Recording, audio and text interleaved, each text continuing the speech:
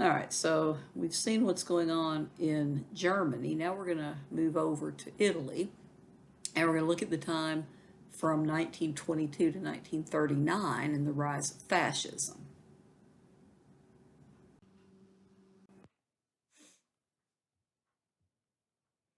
Okay, so we've talked about Benito Mussolini a little bit, and this is where we're going to see Italian fascism. And he's the editor of a socialist newspaper and a nationalist. And see, the thing about it is you got to understand and go down to the third PowerPoint, to the third bullet point, and his socialism is not Marxist. Marxist socialism, actually, remember, the decisions were made by the people that work, okay, the proletariat. In Mussolini's idea of socialism, the decisions are made by the top people, the corporations, right?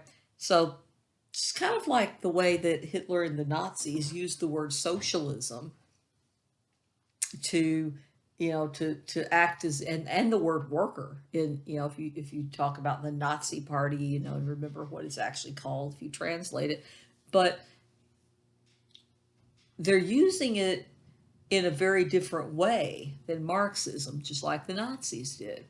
So he forms the Fascist Party, and this is going to be a mix of socialism, again, not Marxist socialism, but controlled by a few people at the top, just kind of like the Nazis. And just like the Nazis, also, the Fascist Party really, really was violently anti-socialist and violently anti-communist. Okay, because I mean, really, a lot of the stuff, when we look at it, it kind of makes sense if you think about it, as far as they are are deciding where they want their country to go. So the fascist party in Italy was based in Italian nationalism. See, so Italian nationalism, this was an idea that Italians are, gonna be seeking this cultural unity. And again, remember nationalism the way we've defined it before, as when we're talking about one of the major causes of World War One, nationalism. It's patriotism on steroids. It's just going too far. My country, right or wrong. All of that, right? So Italian fascism is going to be, it's going to be this kind of specific thing. It's an Italian political party, as opposed to the let's say the word fascist in general with a lowercase, where it's not a proper noun. Okay, that we're going to talk about the difference. We're going to talk about what fascism means in a larger way than just Italians and their party. Okay, so fascist, again, they're gonna be um, working with this kind of complicated system of corporate, like the corporate state, where you're going to organize society into these corporate groups, the different guild associations and the workers and so on. And what then is going to happen is you've got the workers over here, and then you're going to have employer and employee groups that are going to meet together and kind of work together. So the idea is that it's intended to bring collaboration between the classes. But again, it's not going to be Marxist socialism, which they absolutely despise, right? So the let's see what else. I'm trying to think what else, if there's anything else I wanted to tell you about. But yeah, that's something you have to have a basic understanding of, is the fascist party and what they actually stand for. Now you're going to have a group in the fascist party that reminds me of the brown shirts, the paramilitary over in the SA in the Nazis. You have the black shirts over in Mussolini's fascist party. Okay, so the black shirts, these are going to be a paramilitary group too, and they're basically this militia bunch of guys that decide to come in and get together and um, support Mussolini as he's trying to take over really Italy.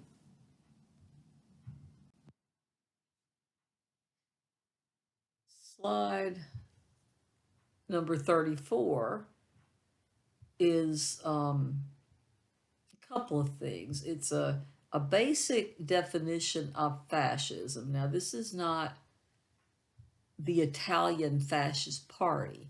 This is fascism in general. What is fascism? Okay. So, a system of government marked by centralization of authority under a dictator, stringent socioeconomic controls, okay, governments controlling prices and wages and all this kind of stuff, suppression of opposition through terror and censorship, and typically a policy of belligerent nationalism and usually some form of racism. So we see those things in Italy for the most part. We're going to talk about some things that are a little bit different in Nazi Germany than in fascist Italy. But you do see that in many ways in both the Nazis and the fascist party in Italy, with a couple of exceptions. Now, over here on the right, I like this little comic. I mean, I think it's well done, and I've hardly had anyone who thought about it and said, yeah, that's pretty cool. It's interesting. I like it. Read what it says and think about it, okay? You have two cows, and the government takes both and sells you the milk. So think about that, okay? Just, you can think about that. That's, to me, it makes perfect sense. That's what fascism could be boiled down to, at least according to that one um, cartoonist.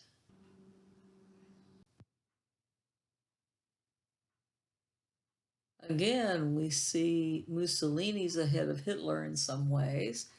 Um, October of 1922, you're going to see, I don't know, the number varies. I usually try to go with a conservative estimate, but around 25,000 or more militant fascists that demonstrate in Rome. Now, this was to show their power, this was to show their numbers.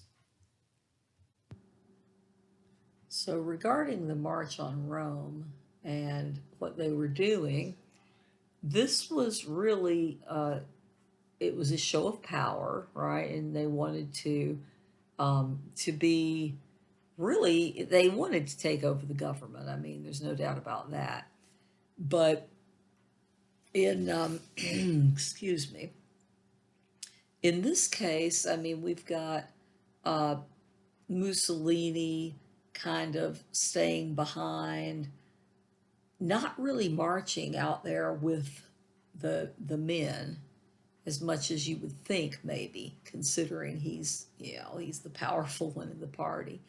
But you're going to have Mussolini declaring at a congress in Naples. I think it was a meeting of the fascist party. I think the Italian fascist party, sometime in that same month in October of 1922, that he basically says something to the effect of, hey, what we want is pretty simple. We want to take over Italy. Okay, I'm paraphrasing it. But anyway, things things get kind of things get kind of rough here for a while.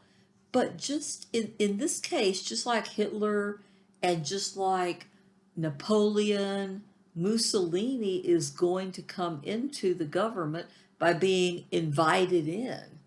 Okay. So Napoleon was invited in by the Directory, French Revolution, blah, blah, blah. Hitler's going to be, invited in, remember, by the president, President von Hindenburg, and so on. Now, Mussolini is going to be actually given he's going to be asked if he would like to serve in a coalition government, right? So the King Victor Emmanuel, is going to have to go through a lot of he's going to have to go through a lot of things that I guess he was afraid. Victor Emmanuel, this is Victor Emmanuel.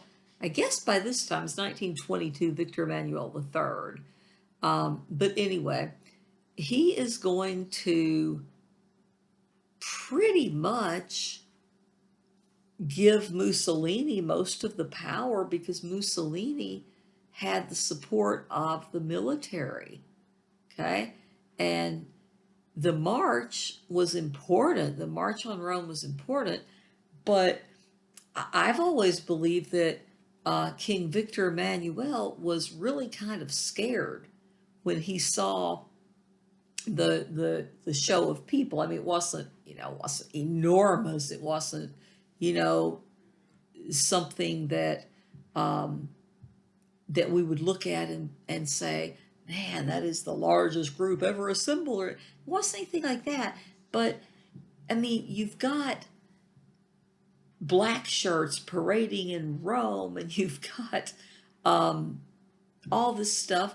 And so when the king is going to give power to Mussolini, then fascism starts to become normalized. Okay? So Mussolini, by the end of October, sometime in 1922, October, he is going to end up, forming his cabinet, taking over the government again. They're gonna try to rewrite history, as people do sometimes. The Nazis definitely did a lot of that, but they're going to try to say that the March on Rome was when they really just kind of took over or something. But it wasn't really this big conquest, right? This was something that was going on within the constitution of the state of Italy. It was something that the king was a part of. This was a constitutional legal thing. So Napoleon, Hitler, Mussolini, none of them took over the governments by force, okay, directly by force.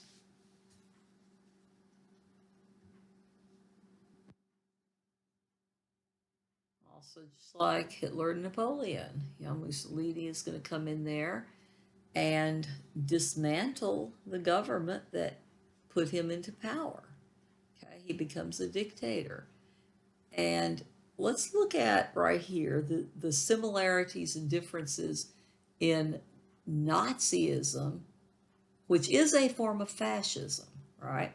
And the Italian Fascist Party. Okay. So they're similar in the way they gained power. We've talked about that. They're similar in the control of the state, definitely.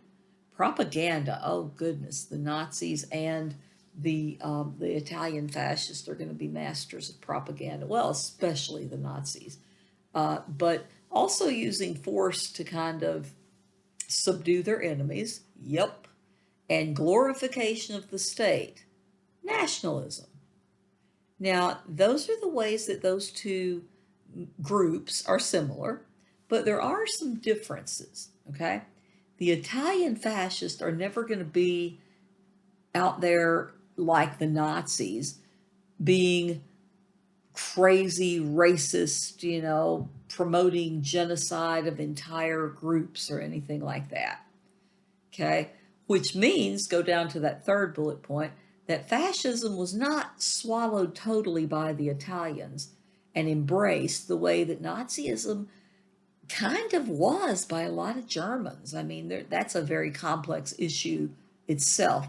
But the Italians were never really just all, you know, backing fascism quite to the extent that the Nazis were backed by many of the Germans. Now, also, the Italian army was never as powerful as the military in Germany. Okay. So the Nazi controlled government's military was much more powerful than the Italian fascist military.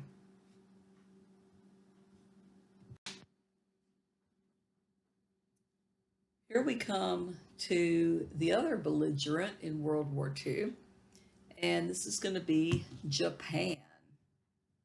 So, see, are you willing to die for the emperor?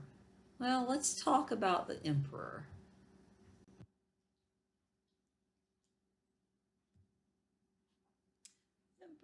The emperor of Japan is Emperor Hirohito, and he's going to reign from December 1926 as a young man, age 25, until his death in January of 1989.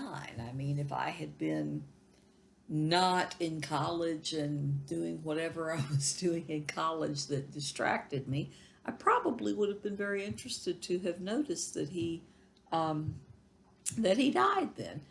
But anyway, he's going to be left in he's going to be left in power after World War II, after Japan and Germany are defeated. He's going to be left in power for the rest of his life. So I always think that's kind of an interesting, kind of a cool thing.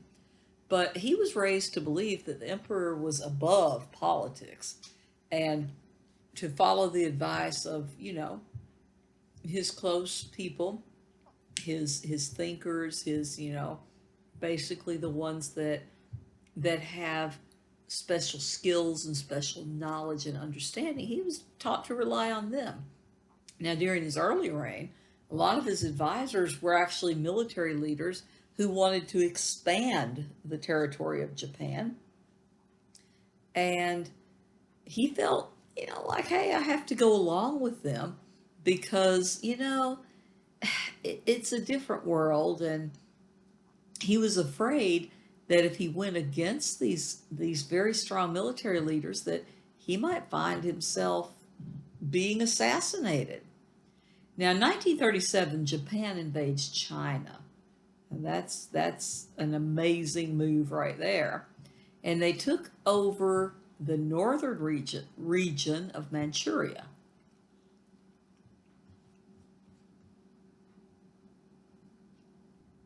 Japan comes into World War II as a member of the Axis powers. Okay, this is the Berlin, Tokyo, Rome axis.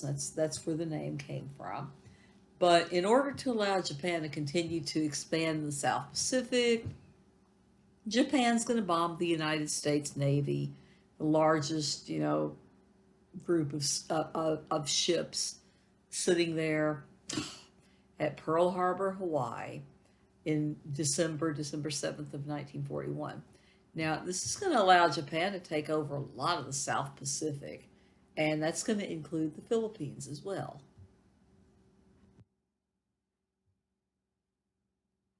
So, the emperor was believed to be a godlike figure.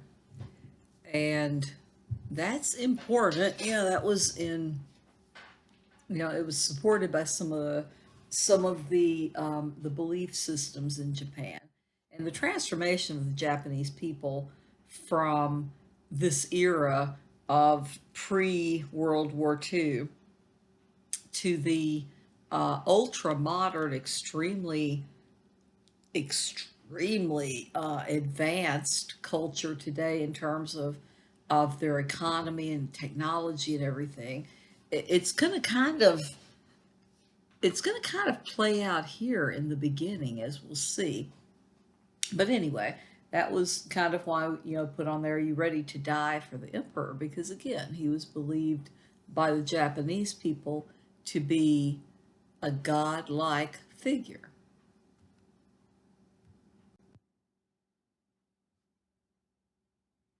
And here we have some anti-Japanese propaganda. We see the clearly overt racism going on there, and the stereotypical things that, you know, kept, strangely enough, kept being reused in pop culture for a very long time, with the teeth and the glasses and just, all that. But you also see up at the top left something interesting. Wipe that sneer off his face, buy war savings and bonds and stamps. And look at who drew that. That's Dr. Seuss himself. And that is, I mean, Dr. Seuss is going to be, he's going to be responsible for drawing, some of those propaganda, not just a few. You can look that up. It's interesting. Now, I'll just leave you to read these for yourself, to just look at them. But again, to us today, with our 21st century sensibilities, we can see the racism. And of course, they're pushing racism because, you can get people really fired up against the enemy in any way possible with propaganda. But if you kind of dehumanize them, which is what the Nazis are doing to the Jews and so on, and it's what we're doing to the Japanese, we're going to see that being a very effective tool much of the time.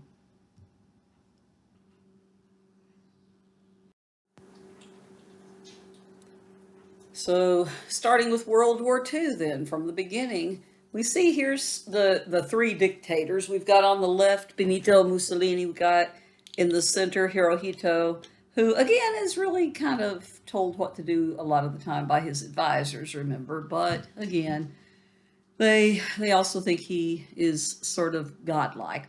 And then there's, of course, Hitler over there. So, the war is going to start.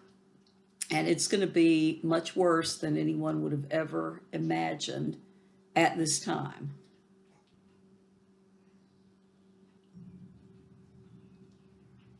Basic quick overview of World War II.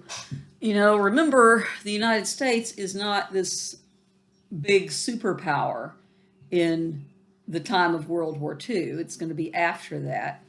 And we're going to find that this war again is after the war that they thought would end all wars. We end up with 55 million or more. We don't really know exactly how many dead. But this is a marker right here that you need to pay attention to, because it's the first time in history that the majority of deaths were civilians. Now, why is that? Well, we have the saturation bombing of cities we're going to talk a little bit about. We have starvation as the war is going on across Europe, and the places where it, just like World War One and just like any other war, places where it hits and they have battles on the ground, you're of course going to lose crops and you're going to lose everything in some of the cities. And again, people are going to lose their homes, and so starvation, widespread starvation, and homelessness for that matter. And then genocide. We have the Holocaust, of course, by the Germans, but there's other things going on there besides just the Jews, as we've mentioned. Now, the war's fought on almost every continent except the Americas. So this was a global war, and it's going to begin and end at different times. Like, for example, it starts officially, we count September 1st, 1939, as the beginning of World War II, usually. And the United States doesn't come in until December 8th, the day after Pearl Harbor, 1941.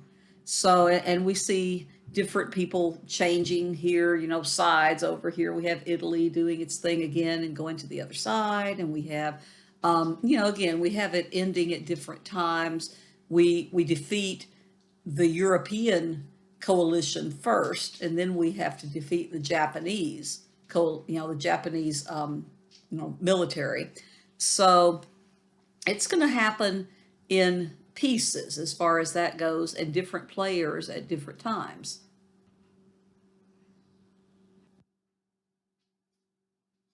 After the Great War, and with the Depression going on, why is there another war that's even greater magnitude? Well, the era between the wars tells you that there were a lot of those issues that were not resolved. Remember the Treaty of Versailles and the Germans and the $33 billion that they're expected to pay, and the fact that they can't always make their payments. And there's all kinds of things that are related to the Germans feeling resentment and anger.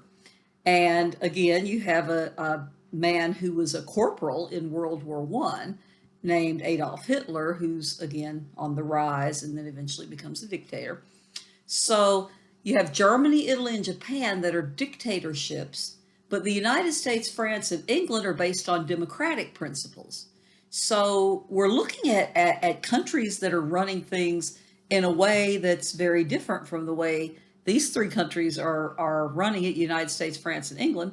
So because of the fact that we are in the Great Depression, which again is a worldwide problem, the United States and the Allies are going to try to appease, okay, the Germans and it's not going to work in this case.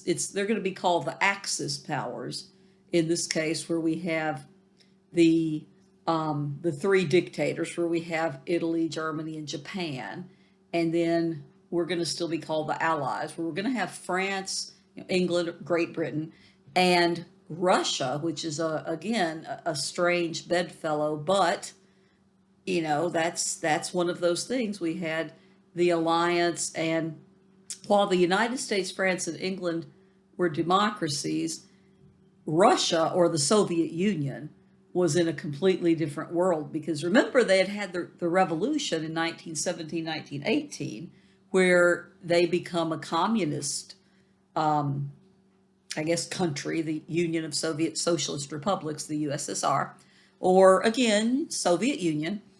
But they're going to have just a completely different way of running their country as well. So that's why I'm always saying, what strange bedfellows we have here during wartime so often, when the United States and France and England are going to be at the table with Joseph Stalin, okay?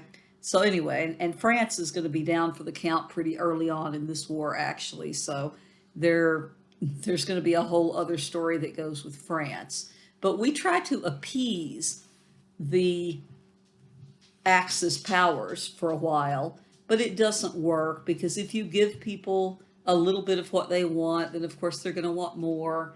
And as we tried to appease, or we tried to give a little bit, they kept taking advantage of the Allies. So again, it doesn't work.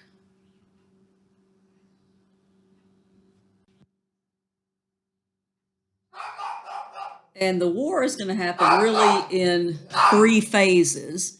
And the first one's going to be from 1939 to 1942. So that's the triumph of the Axis powers. Okay.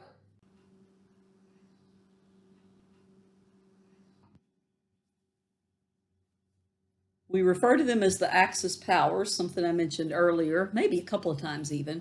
But there's a pledge of cooperation that had been signed between these three nations, okay? Italy, Germany, and Japan. So it was the Rome, Berlin, and Tokyo Axis. So once the war starts, they're going to be known as the Axis powers, okay? Now the spark. Remember, we have a spark that sets off stuff. And sometimes people forget, like in World War I, they want to say that the cause of World War I was the assassination of Franz Ferdinand. No, that was the spark that set it off. The causes were much deeper than that, okay? So we've mentioned some of the causes for World War II. We were talking about Germany's anger about the feeling that they were treated unfairly, and the differences in the governments, and the policy of appeasement that really just is a mess and doesn't work. So what sets it off is the spark when Germany invades Poland. Okay, remember, Adolf Hitler had said the Germans needed living space, and they invade Poland on September 1st, 1939. Now also go back and remember, the year before that, they had started deporting well, for a while at least, but they had been deporting Polish Jews. And remember, a lot of the Polish Jews who were in Germany were in these kind of shanty towns, or they were in these refugee camps. They were right on the border of both countries. So they're going to just go ahead now. Germany's going to invade Poland. And this is what we usually refer to as the spark and the beginning, really, officially, of World War II.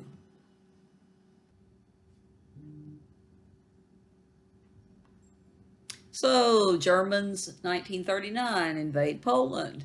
September 3rd, September 1st. September 3rd, England and France declare war on Germany, of course, because they have a treaty with Poland.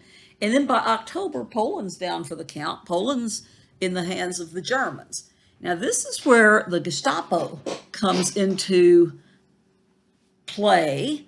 And the Gestapo's, that's actually the Nazi secret police, which started in 1933 as Hitler was coming in, to power as he became chancellor. We're going to have a couple of police sections and some intelligence sections that are going to be merged, and they're going to call it the Gestapo. Now, it loosely translates to secret police, pretty much.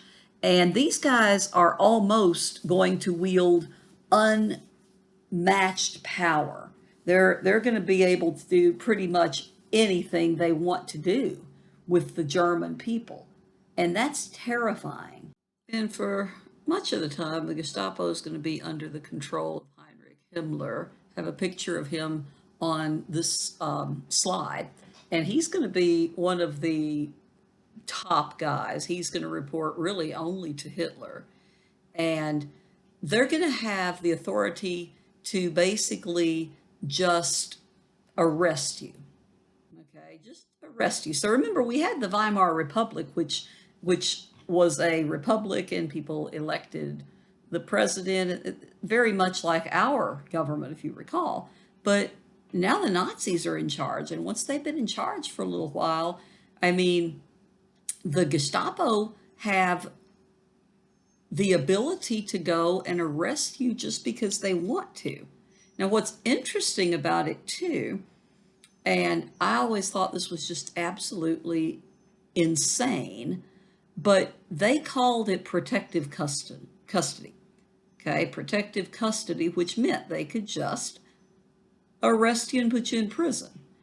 And this is going to happen in Germany so often. You're going to see it happening for, well, not just Jews, but we're going to see it with political prisoners, which are going to be many others. People, anyone who would dare to criticize Hitler and the Nazis, anyone who would dare to question, anyone who would go against them, anyone who would be, say, the what they call the extremist Christians. And so you're going to have priests, and you're going to have just regular people who thought it was okay to, criticize the government. They're going to be arrested, and in Gestapo custody, you're going to be, a lot of times, that's going to be the last that people see of you. A lot of times they arrest you, and that's it. Okay, you're going to be put to death a lot of times, or maybe some people are going to be put in some of the camps. So horrible things going on, horrible things. And the picture again, just keep in mind this guy, because he is one of the main powerful Nazis. And one thing that I think blows everybody's mind, if we stop and think about it, is how these people like Himmler and Hitler and the rest, how they could have so much hatred for other people that they would do the things they did. So anyway, there's one of the faces of evil. So continuing the timeline, we have November 1939, and here's where we have the Russo-Finnish War. Now, this is an important war because it's going to cause the Germans to feel a little bit more secure, a little bit more ambitious in invading Russia. The Russo-Finnish War is sometimes called the Winter War, and it's going to be, as I said, between Russia and Finland, okay? And it's going to take a little bit of time for the Russians to actually defeat Finland. So it was a border dispute, and there was all kinds of things that happened. But what ended up kind of making the Nazis feel as if it was a good idea to go in and invade or to invade the Soviet Union or Russia was because, Finland was able to kind of retain their own country. They weren't taken over by the giant Soviet Union. The Soviets, again, that's the Russians. The Soviets lost a lot of men, and Finland, though, was not just driven into non-existence. So Hitler was like, well, maybe we could take on Russia. Now, the thing is, it's not an easy thing to do. Napoleon tried to take on Russia. I've said before, there's a lot of similarities between Napoleon and Hitler in some ways. And you can look, probably Google that. I don't think I've ever Googled it. I just notice it from teaching it and from talking about it and reading about it so much. But Napoleon invades Russia and he's not able to successfully take it. Neither is Hitler.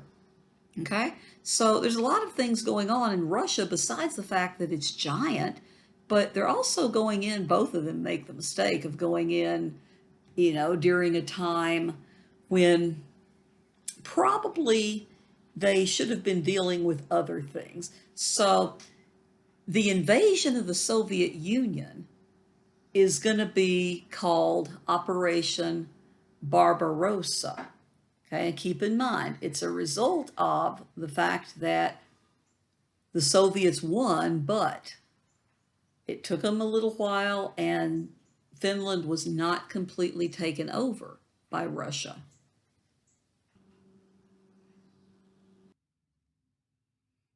Continuing the timeline, we're in 1940, and from the fall of Poland back in October of 39 to April of 1940, we're going to see what's called sometimes the phony war. Now, I'm also going to give you the German word for that. Okay, that's going to be the Sitzkrieg. You're going to need to be able to know a few of these German words for your last test.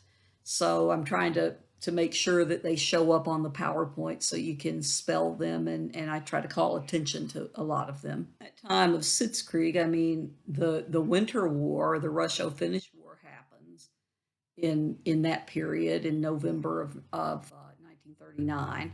But really, you're not going to see the Allies making any real moves during that time. French, British, and even the Germans are not really advancing and doing a lot of warlike activity.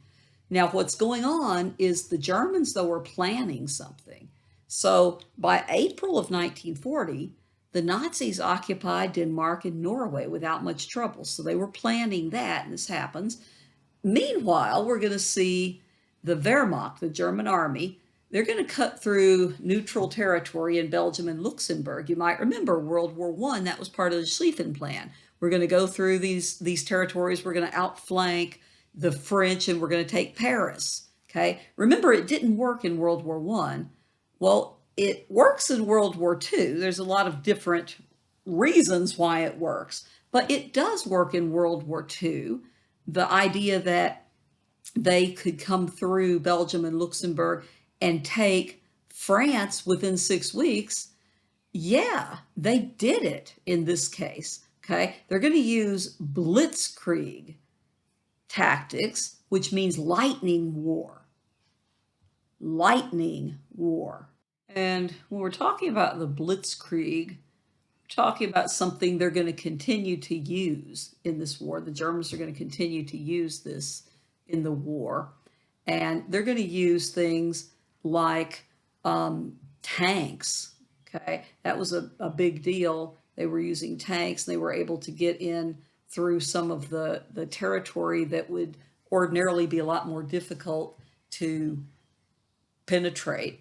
And you've got the Luftwaffe. I'm going to spell that on there somewhere on one of the PowerPoints.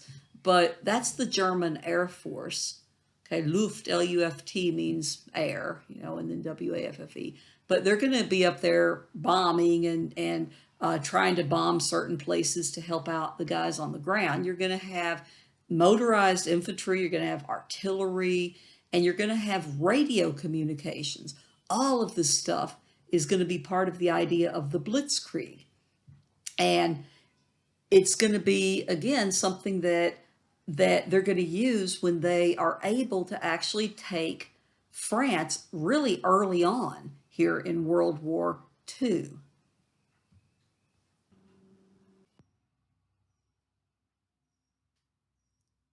Don't ignore the evacuation of Dunkirk. Okay, if you look back on the previous slide, you'll see the British Expeditionary Force being evacuated from Dunkirk, Belgium. And what happened there was the British had sent troops over to help the French, and there's going to be a battle at a place called Dunkirk in Belgium. We have a lot of the British Expeditionary Force who are going to be trapped over there in Belgium, and the evacuation is going to be going on for several days. It's going to start in late May and it's going to end in early June. And in some ways, I mean, it was luck that these guys, the British Expeditionary Forces who were over there, were not destroyed by the German Air Force. And there's some questions about what exactly happened, because they had received an order to go in and just kind of blast these guys, but they didn't. And again, there's some conflicting things about why that happened. But you also have a lot of people who are going to be involved in rescuing these men. And we're also going to see some of the French army having to fight off the Germans. And this is going to be an incredible move for the British to come over and actually be able to rescue as many as about 50,000 British men, troops, soldiers were actually rescued and evacuated from there. So this was a big deal that, if you get a chance, you can look up the evacuation of Dunkirk, but you should at least know that it existed and that the British were able to bring out about 50,000 of their men from basically enemy territory where they were trapped. And it turns out that they evacuate by, all the tactics by ship, over 300,000 of the Allied soldiers. Okay, so that's going to include French, it's going to include some of the Belgians, and it's going to be absolutely miraculous. Some people even called it the miracle at Dunkirk.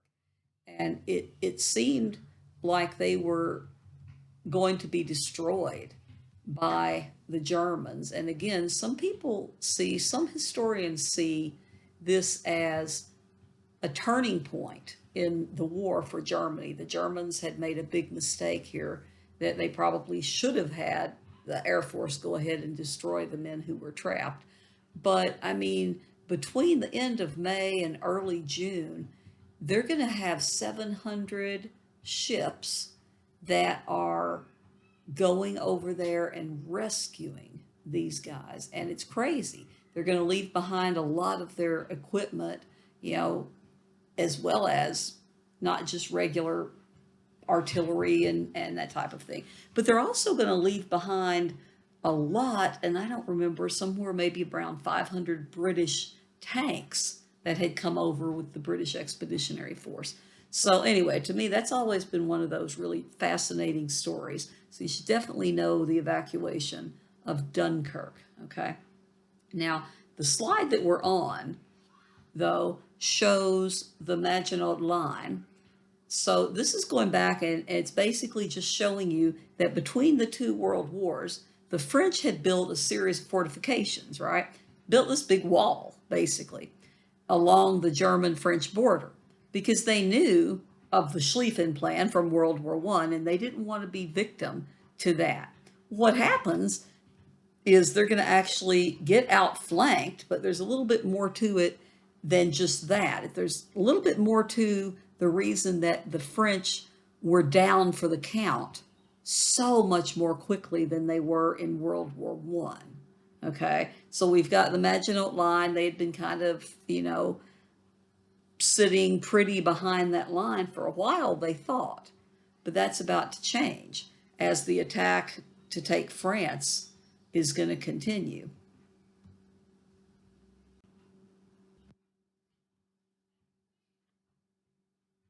When France officially falls, it's going to be not just because of a World War II version of the Schlieffen Plan, going in and defeating France in 6 weeks the way we did back in 1871, rah rah rah.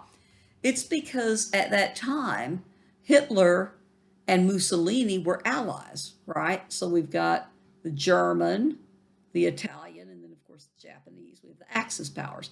So Hitler's ally, if you look at the map, you're going to see that Mussolini is south of France and Italy, and he's attacking from the south, and the Germans are coming in through Belgium and Luxembourg from the north. So we have this perfect, sandwich, really, of the Italians and the Germans hitting France. Now, what we have set up in France, once the Nazis take over, is a puppet government. That's where you have what looks like a government, a functioning government, but it's not.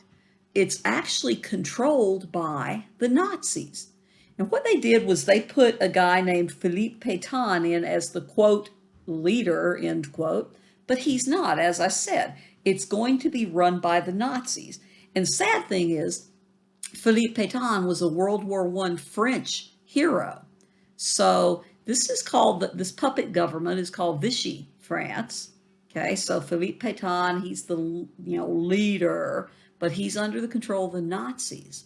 Now, the Free French effort is going to start under Charles de Gaulle, and they're going to continue to fight from Great Britain and some of the external colonies of France. The Free French effort is a way that they hope to be able to regain their sovereignty and to get rid of this puppet government.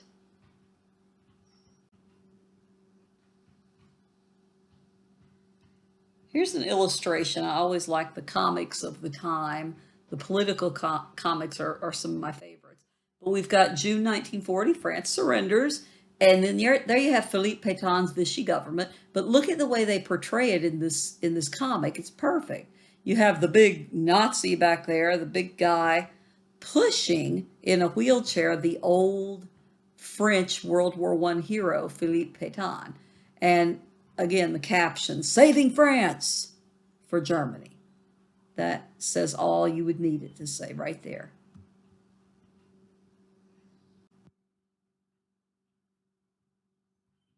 Another great political cartoon. We've got Hitler and Mussolini on either side of France, France being represented there with the woman signing the armistice. And again, this is showing the surrender of France. Hitler and Mussolini on either side.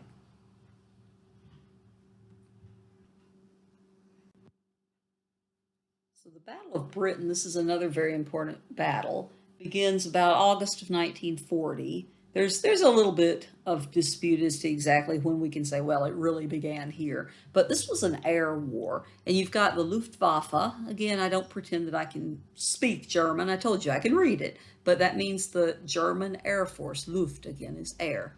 Okay, Luftwaffe versus the Royal Air Force, RAF, Royal Air Force. Okay, think England, think at the time, well, they had a king at the time. Think today, Royal, You know, who has royalty? Well, that's the Royal Air Force, that's the English, okay, the British. So keep that in mind, okay, because that might come up on a test too. Luftwaffe and the Royal Air Force fighting the Battle of Britain, pretty much in the air. Now you have a quote down there from the Prime Minister in that one poster on the left: never was so much owed by so many to so few, in reference to this air war.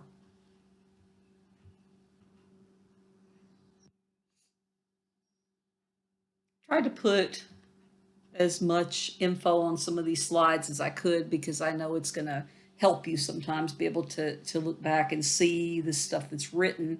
But again, this is going to be the first major battle fought mainly in the skies. And that's where we have, again, the German Air Force trying to gain superiority over the Royal Air Force, British. Now, Hitler, okay? Hitler, just like many before him, not only wanted to take Russia, he wanted to take Great Britain. Now, keep in mind, the last time that they have had a successful invasion from a foreign power in the British Isles was 1066 with William the Conqueror, William of Normandy. Okay, he became King William the First of England. So 1066 is not going to happen, Hitler. Didn't happen, Napoleon. It's not going to happen. So Hitler wanted it though. And he believed that he could carry out a land assault on the British Isles if the Royal Air Force has been neutralized, right? So we got to take them out. Now, other objectives, of course, there's always other objectives. We're going to destroy the production plants. That's a big deal. Production plants, okay, aircraft production, and then all the infrastructure on the ground that was going to be significant to helping the British troops continue, okay, to fight. So attacking areas of political significance, of course, but also to just scare the British people to death by attacking them. And the idea was if you continue to attack the British, and it eventually will become every night, okay, you continue to attack the British every night, then they're going to be begging their leaders, please surrender. You know, at least let's have a ceasefire and talk about surrender. But that's not going to happen. Okay, that's not going to happen.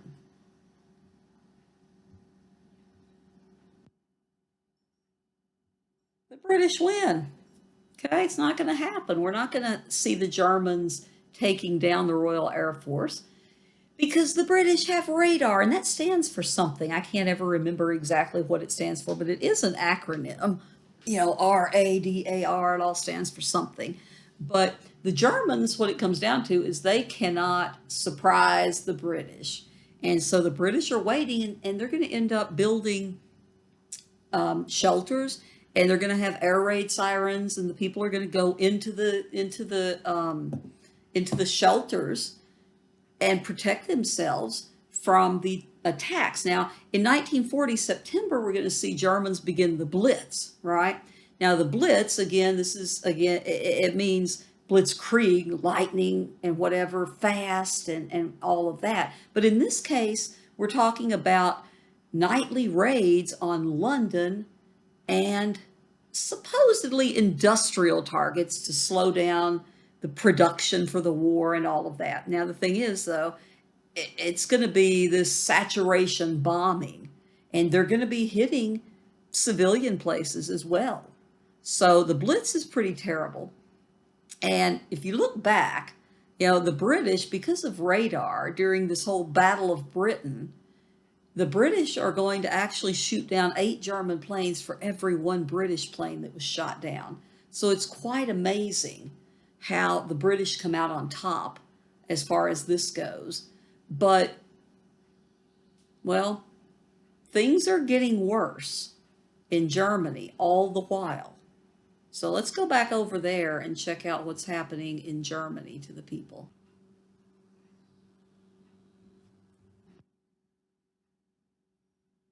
Meanwhile, in Germany, things are getting worse.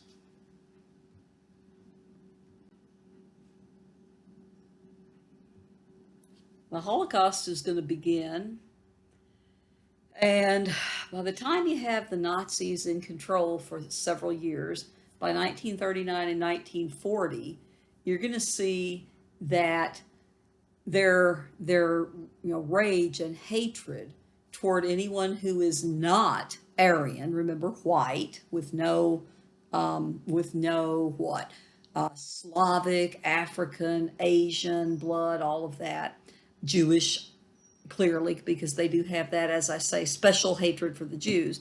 All of that is clear. But what do we know in the United States? How much do we actually know about what's going on? Um, there's all sorts of questions that come up occasionally. Well, we do know that the final solution is going to come up, and there's no way to soften what the final solution is. We know that there was a memo floating around at some point describing the final solution, which was basically the extermination of worldwide Jews.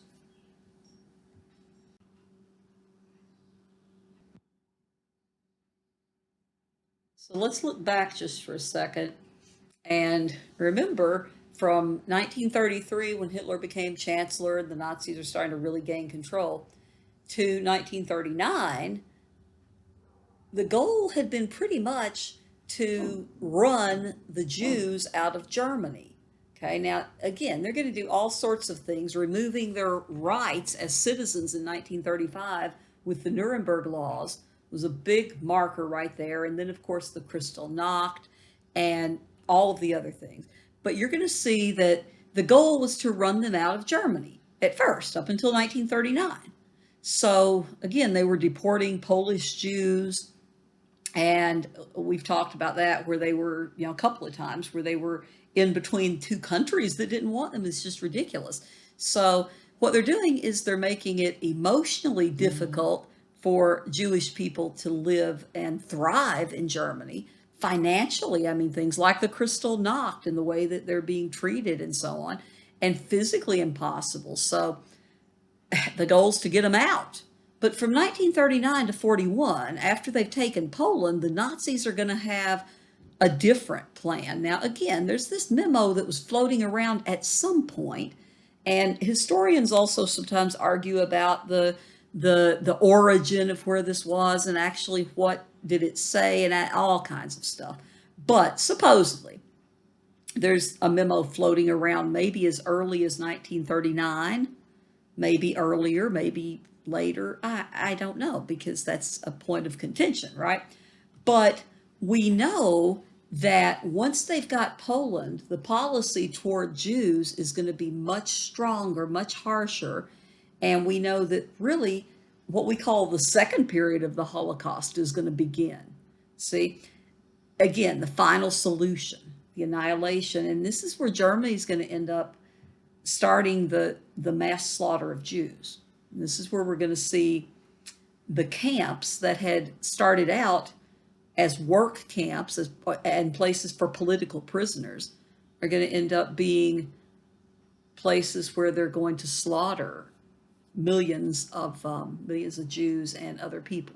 So 42 to 45, we're going to have the Jews perfecting genocide.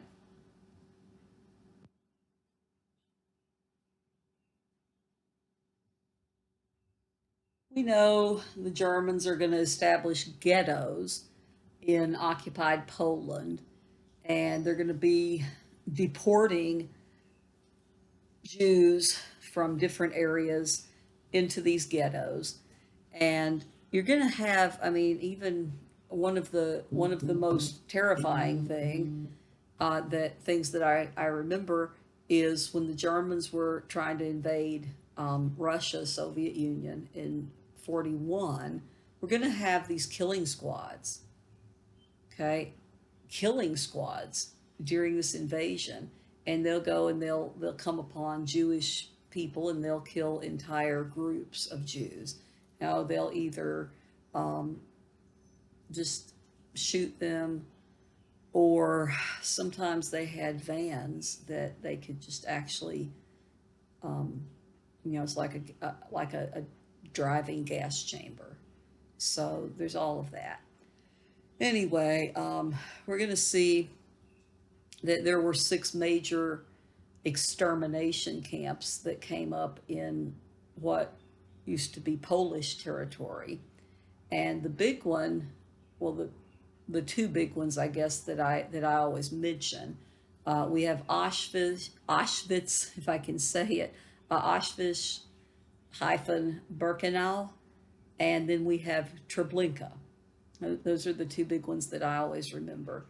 And these are going to be a place where we're going to see the whole purpose becoming killing the Jews. And as I said, some others who are being held there as well.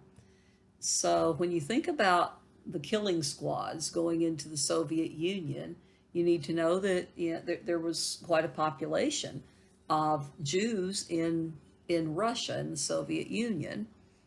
And we're going to see that by about 1943, the the killing squads, right? They're going to follow the German army, and it doesn't matter if it's Jewish children, doesn't matter who it is, or they're just gonna kill them.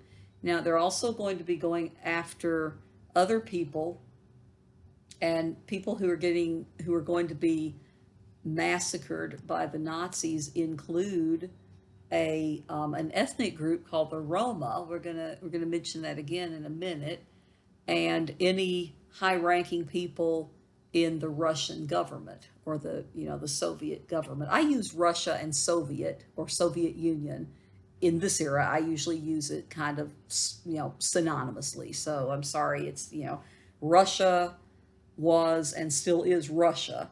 But for that time period, from 1933 up until what, 89, 91-ish, whatever, it was the Union of Soviet Socialist Republics. Okay, so anyway, the final solution is going to start, as I said, we're going to see ghettos, and the picture that I have on this particular slide is of the Warsaw Ghetto, and it was built, or well, established, because a ghetto is where they're going to take people to a walled off portion of the city, and this is where they actually put up the walls in November of 1940 of the Warsaw Ghetto.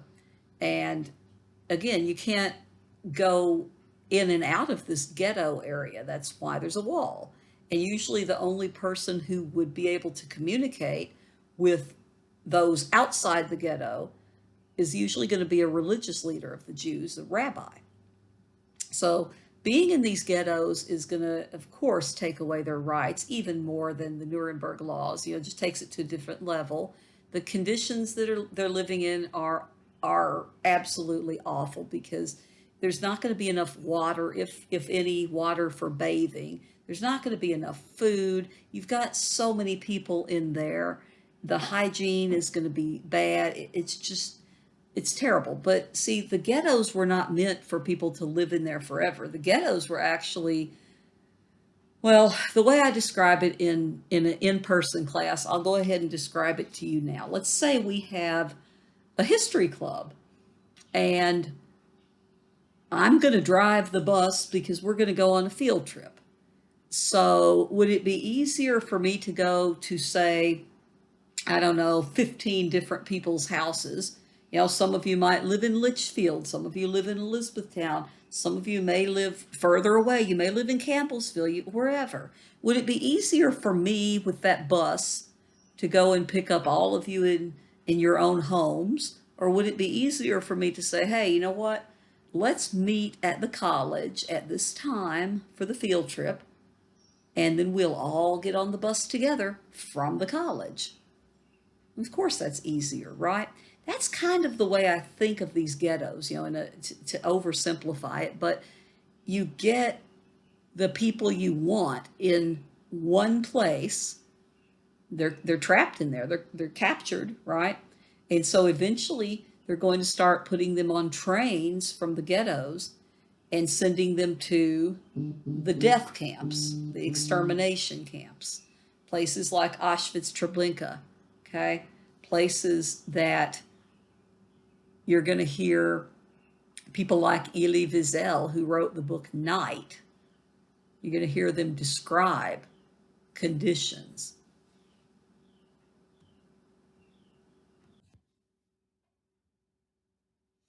One of the pictures taken of, people in the Jewish ghetto.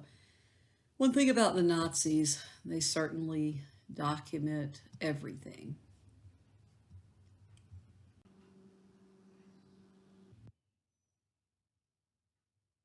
Same here. Here we've got the brick and barbed wire around the ghetto.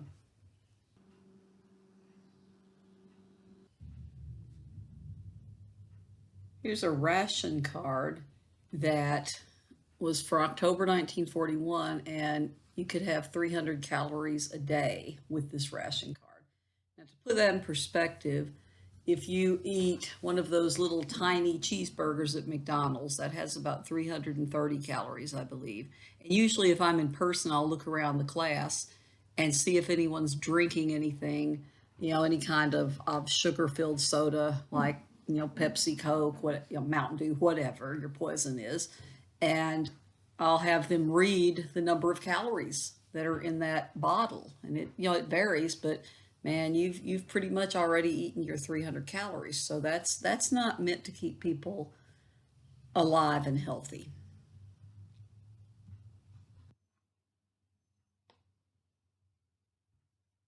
So of course, the way it worked was they would tell you you were being relocated, and they would tell you you had 5 minutes or so to go in and get your valuables. And then they would have you stand on the curb. And then the Nazis would come back, and after you've got your valuables, they would search you, and that saved them time. You go in, you get your valuables. That way, the Nazis didn't have to go into your house and search for your valuables. And then, the Nazis, of course, they would take whatever you had, and sometimes they would put you on a train, send you to one of the camps. Um, it depends, and again, it's men, women, children, elderly, all kinds of different people.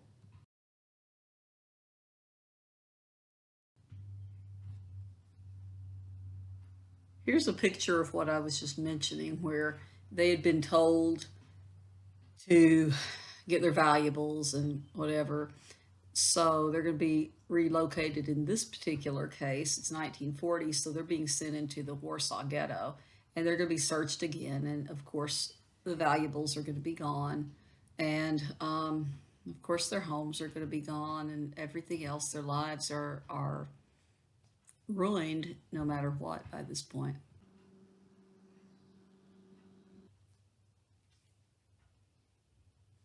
This is another one that has a caption, so I mean, it doesn't need any more explanation than that, really.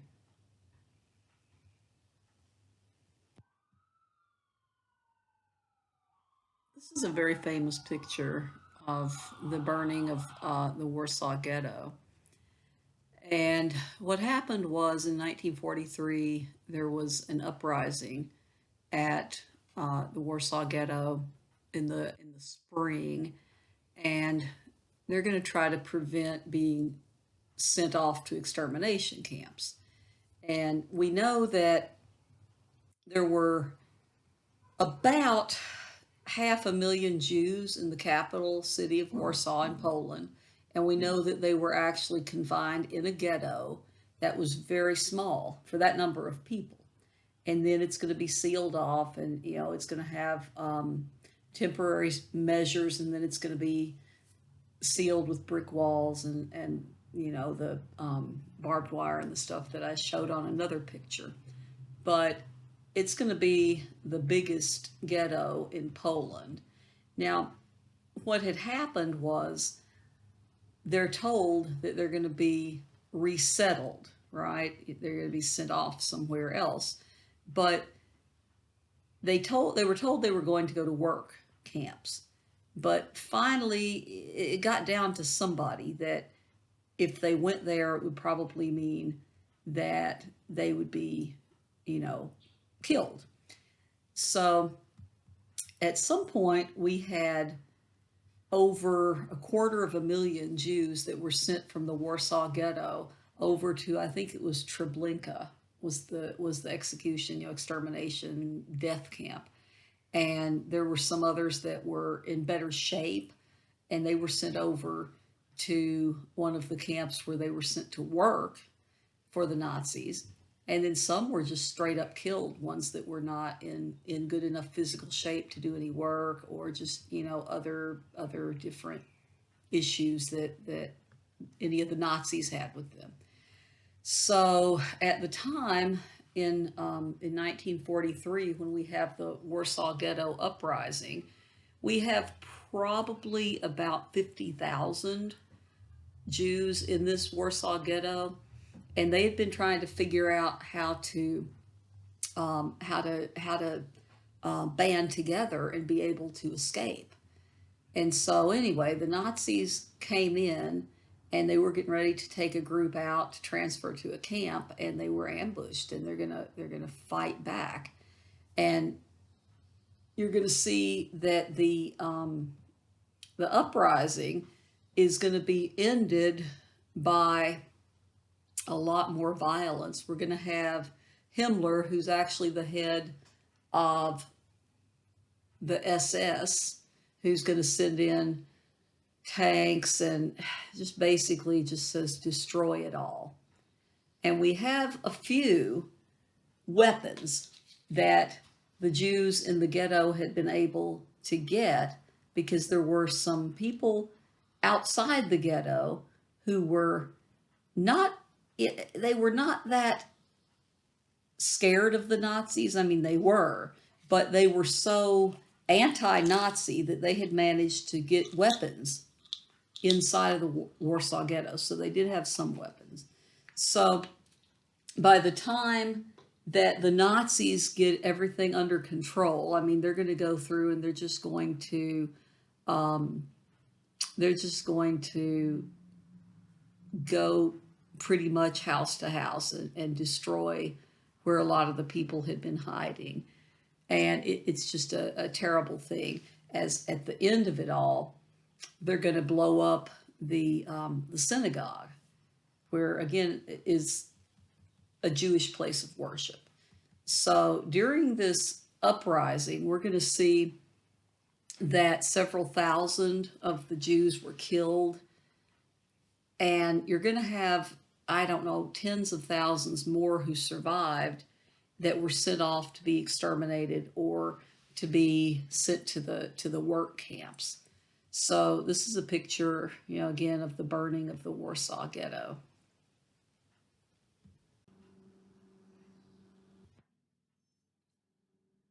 So I've mentioned death camps and extermination camps a few times. The final solution is going to use what had started out as concentration camps, work camps. Political prisoners were going to be housed there and so on. Definitely not comfortable, but they're going to change them over. A lot of them are going to become, death camps.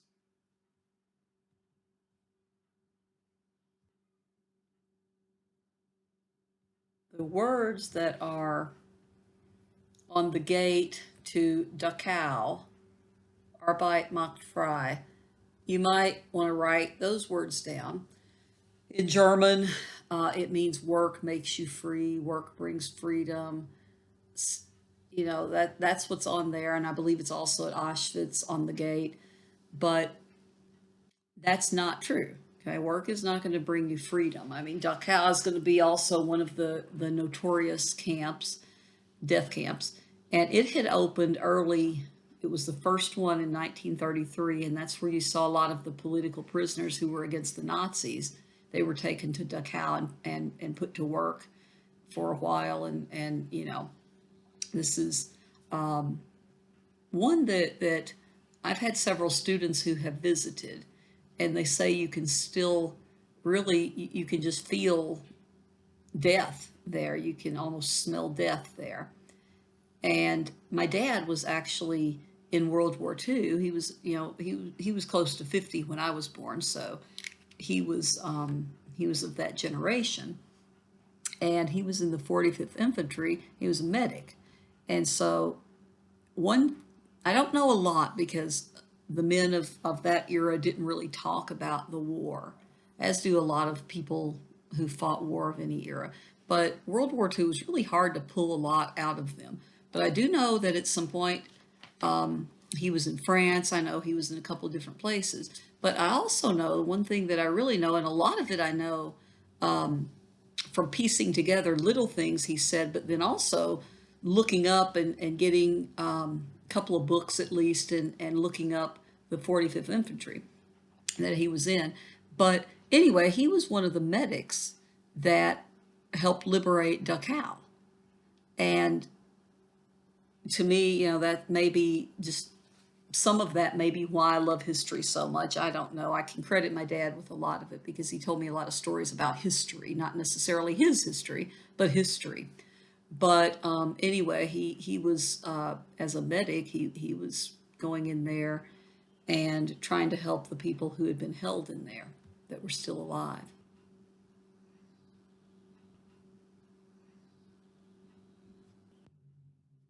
Again, another one with a caption. Okay, they're not told how long they'll be imprisoned when they were sent to the camps.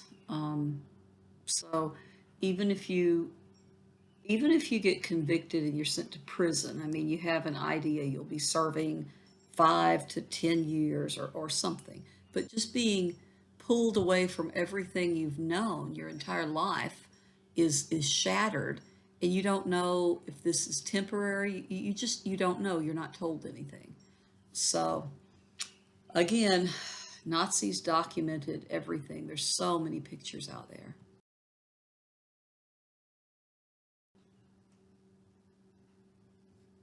More examples of documentation. Now, on the top left, there is a picture that includes a guy, and I believe he's the one on the right of that picture on the top left, the one that's kind of behind that kind of that bunk, the piece of the bunk bed that's there. Um, anyway, that I believe that is Elie Wiesel, who wrote the book Night that I mentioned earlier, and he was in two different camps, and the book tells about, I think he was maybe 12 years old, but it tells about when they brought him into the camp and how they had the boys and men in one line, and the girls and women in another, and the elderly, and it's just powerful. And he actually died not that long ago. I mean, he survived two camps, lived to tell about it, and was on a lot of things. I remember he was on Oprah Winfrey's show at least at least a couple of times, but he's well known for writing that book called Night. If you have a chance to look it up, the last name I believe is Wiesel, Elie Wiesel. So I would recommend that if you have a chance, if you have time to read it. But again, just life in the camps.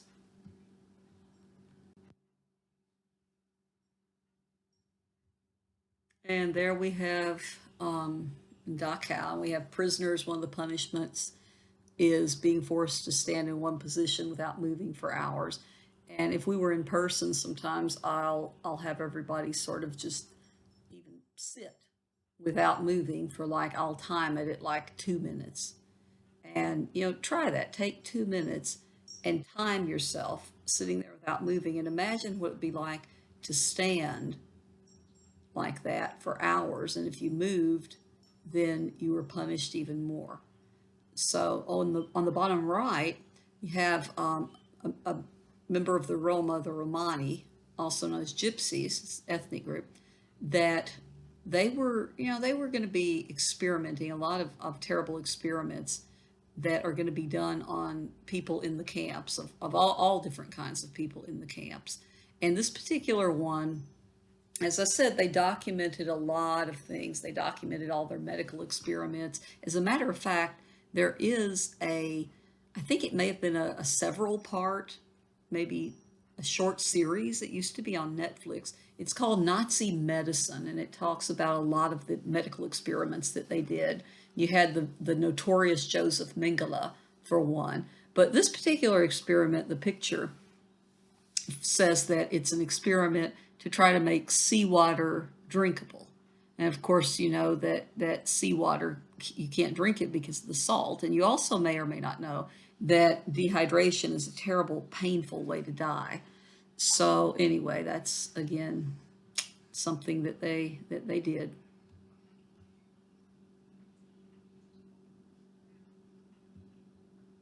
Again, it doesn't matter if you're young or old, or a boy or a girl. You're gonna have similar experiences if you live to tell about it. It's going to be something that a lot of those survivors didn't talk about, and then some of them opened up later. It's a time today. I'm recording this in April of 2020, but in today's world, sometimes, and for a while, for a long time, there have been people who deny that the Holocaust ever happened. And I think with all of the record keeping and pictures and everything that the Nazis kept, I think that eventually came to be just kind of a silly thing for someone to claim.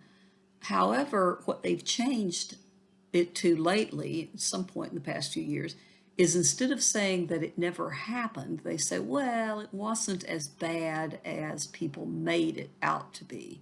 There weren't that many who were killed. Well, that's simply not true. Okay, there's so much documentation that it's well recorded and it's easily provable. So if you hear people who talk about the Holocaust and the number of people lost or anything like that, another issue really is the people who were there. Like I said, the survivors, that a lot did not talk about it. Some of them did, some of them did later, or even people like my dad who were there helping liberate them. Most of that generation's gone. Okay, I mean, the war ended in 1945. So anyone who could really remember being in the camp or being there to liberate the camp, I mean, that generation's almost gone. So what we have to be careful about with history is, as one generation leaves us, we can't forget what happened during their time. When we don't have them as eyewitnesses there to tell the story, we have to rely on documentation. We have to rely on pictures. We have to rely on, again, documentation is a very broad thing. Things like letters and magazines and record keeping from the doctors, and just all sorts of things. We have to not let the generation before us, we have to not let them go away without holding on to their history. If you have grandparents who are still alive, try to do an oral history with them. Just sit down, record what they say, take time to transcribe it, type it up at some point, and you can, a lot of times you can actually turn those over to libraries that take oral histories, and it'll be saved there. I did one a long time ago on my dad, and anyway, I know, as far as I know, in this area, I mean, a lot of the university libraries do have sections to take oral histories. But even for you and your family, just do that while they're still around, okay? If you have older relatives of any kind. So anyway, yeah, that's that part.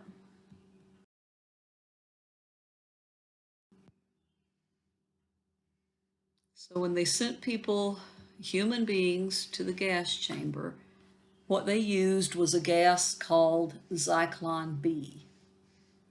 Okay, this was the commercial name for what was known as prussic acid gas. Now, it had been used as a gas to kill rats and insects, basically extermination. But then they decided that they were going to use it to kill the humans.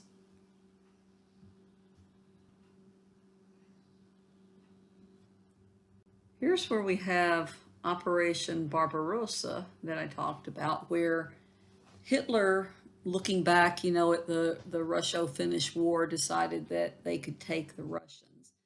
And so in 1941, the Germans invade Russia.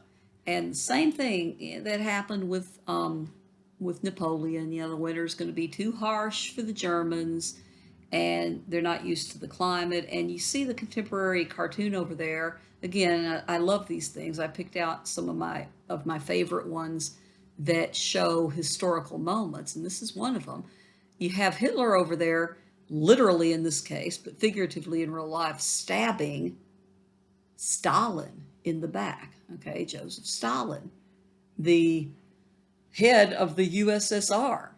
Now, after the Russo-Finnish War, you're going to see that the USSR, you can also look back there and see it says on what's in Stalin's hand. It says Russo-German Pact. See, the Germans and the Soviets, the Russians, okay, the Germans and the Soviets had in 1939, they had signed this non-aggression pact. Now remember, the Nazis despised the communists. The Soviets are communist. Okay, so how does that happen? Well, it's again, I mean, it's an example of realpolitik. They're going to get something out of it. So this is something where Hitler is going to be allowed then to invade Poland without having to worry about Russia getting involved. That was a big deal, right? So what happens then when the Winter War happens, the Soviet-Finnish War, and the Germans are like, oh, well, we can take you. That's what this is representing. I mean, it's broken the non-aggression pact. It's broken the whole agreement that these two countries had together. So, I mean, Joseph Stalin, we don't talk enough about him, but Joseph Stalin is doing terrible things in the Soviet Union that rival Hitler. He's got gulags. He's putting his own people, political prisoners, in these gulags and killing so many of them. So he had built up his army. Stalin had built up his army from about 1 million guys to somewhere by the time of, I don't know, about the time of 1940 or 41 or 42. At some point, he had built it up from about 1 million to about 5 million, maybe a little more. So Stalin is going to be a strange bedfellow. As I said, eventually they're going to join the United States. The Soviets are going to join the United States, the British, and the French, and fight against Germany. But you know what?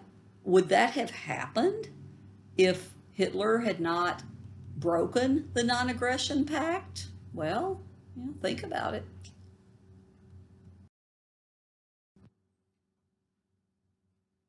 So this is the end of part 2 of the interwar World War II PowerPoints. Watch for part 3 as soon as I can humanly record it and get it posted.